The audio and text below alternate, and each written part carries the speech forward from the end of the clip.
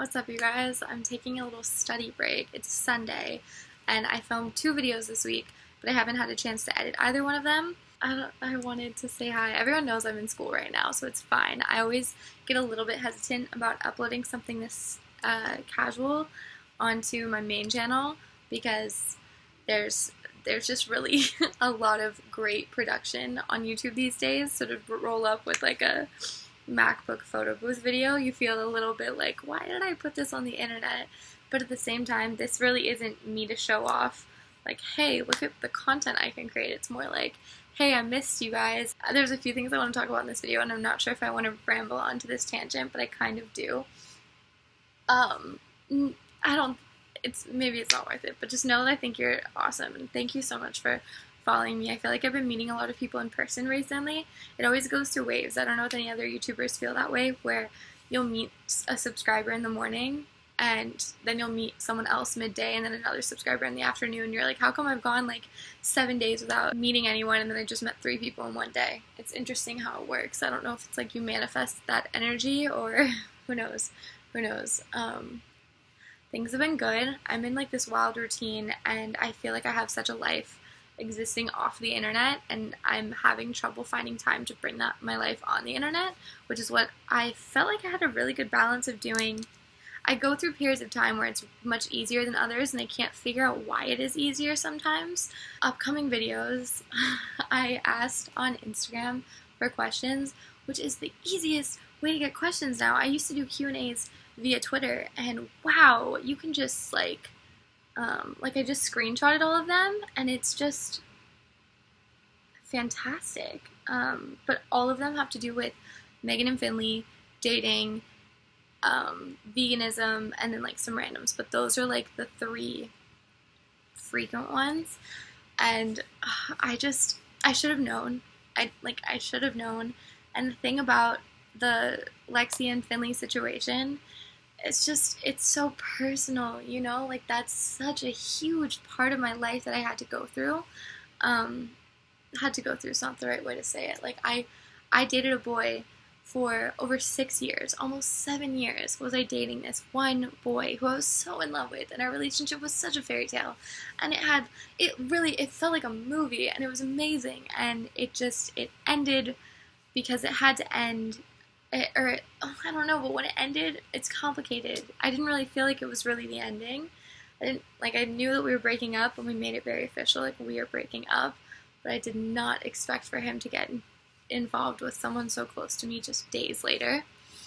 And that has been such something that I've had to go through, and I want to open up about it. It's really complicated for me to talk about because it's really complicated for me to understand how I feel about it. And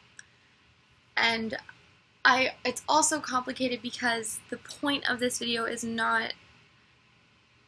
to kind of give it a like close the book, you know, as opposed to opening up new doors for this story. This is something that I've been grieving with, the breakup of having someone so frequent in your life just not be in it anymore whatsoever. Like, we don't talk at all. And the idea of broadcasting that very publicly just brings so much attention to it. But at the same time, the other 2 people involved are public, so I've been quiet. I don't know.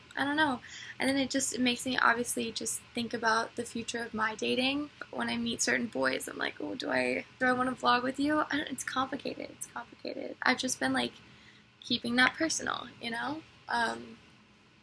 Just because I think it is quite disastrous sometimes to put your relationship on the internet for people to see, because this is something I don't hear many people talk about. It's like, yes, we don't get the whole picture as a viewer, but we can sometimes see things that you don't see.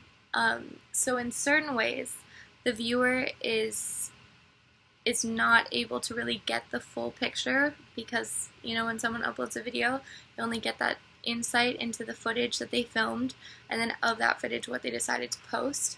But within that, you can catch little mannerisms and like ways that people look at each other, and and feel out the vibe. There is an energy, whether you can feel like there's a front being put up. I don't think people give their subscribers as much credit.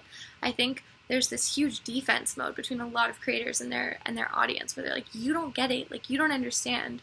But it's like, no, there's certain things that my subscribers have understood, that like they figured it out before I did, and they were right. And I think a lot of times subscribers are right, and people discredit them. And I think you guys are smart.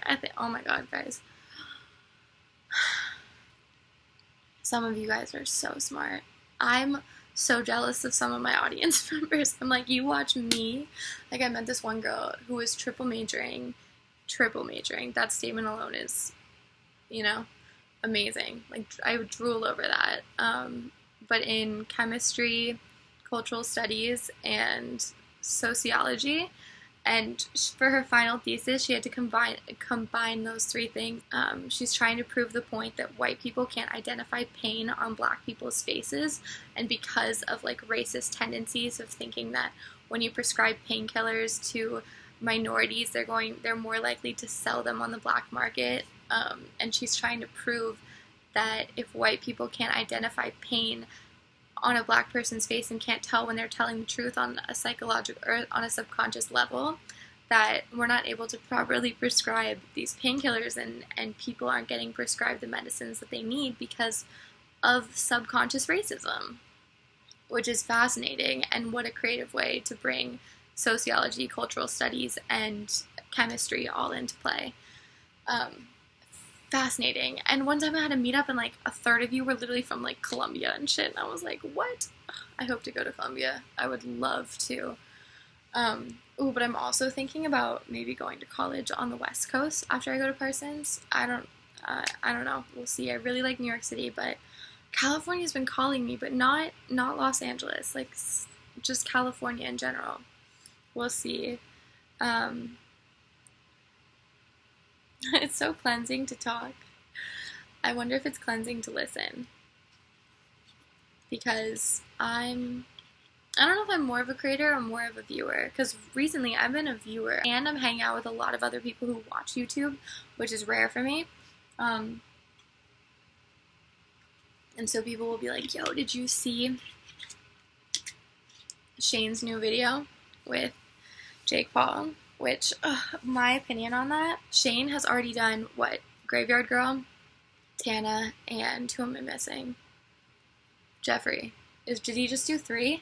Maybe, I feel like there's more. No, just 3. And all 3 of those have left you feeling, you understand the person's perspective, and like you kind of feel bad for them.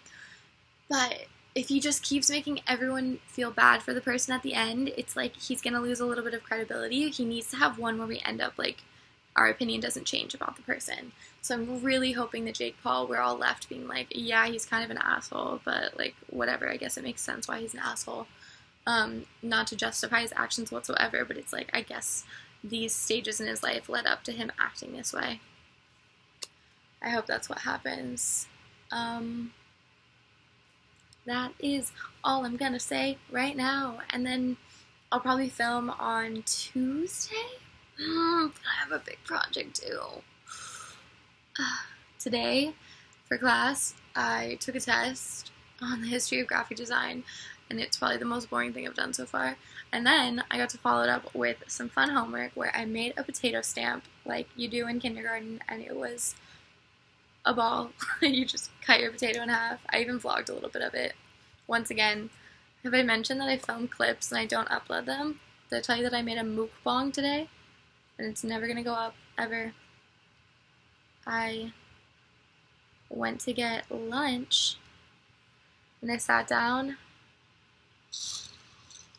and I filmed it, got myself some fast food, so I was like, ooh, this is like a rare occasion, let's film it. I did, but it's really noisy. Also, I filmed this beautiful clip. I film stuff all the time. I love filming. I see things, and oftentimes I'll want like a still video of it, as opposed to, like a steady video of it, as opposed to a still photo. I was on my way to Marina and the Diamonds last night, saw her in concert, which she's like this ethereal, like cheerleader goddess woman. I don't know, I felt like her dance moves were so structured, but so flowy at the same time. And her hair was beautiful, and her body is banging. But anyway, on the way to Marina and the Diamonds, I passed this auto shop in Queens that I thought looked so cinematic. Yes, you have to take into account that there's traffic rolling by, but ooh, I thought it was just amazing. It was lit so perfectly. But I don't know what to do with these clips. I have hundreds of thousands that I've taken over the course of like years. Even when I was in high school, I took videos like this, and I just don't know what to do with them because they're a little bit purposeless. They're just me enjoying something and being like, ooh, I want to look at this again. But maybe I'll come up with something. Like last year, I remember I lived on 9th Street for a period of time, and 9th Street has a ton of poetic trash.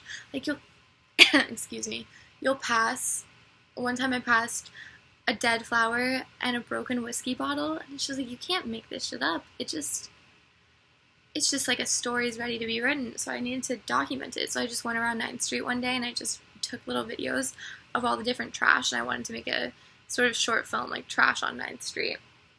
But it just wasn't that entertaining.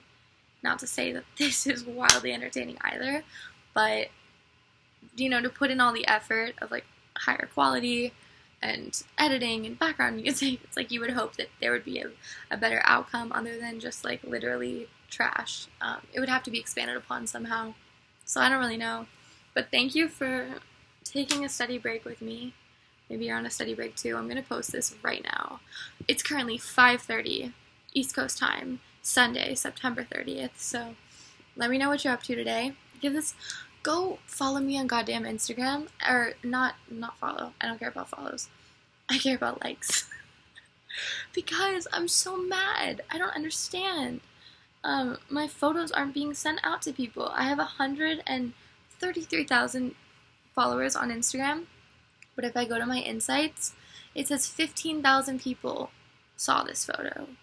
I'm like, how? How did only 15,000 people out of 133,000 people see this photo? It's been up for like a week now. It doesn't make sense. So I feel like people aren't seeing my photos. So yeah, I'm totally kidding. You don't actually have to go like or follow my Instagram. It was really just me thinking about like, okay, outro, what do most people say? Thumbs up, add me on notifications, subscribe. I was like, what do I really want? I'm most confused by my Instagram. Anyway, whatever. I'll see you guys later. Enjoy your life. Bye.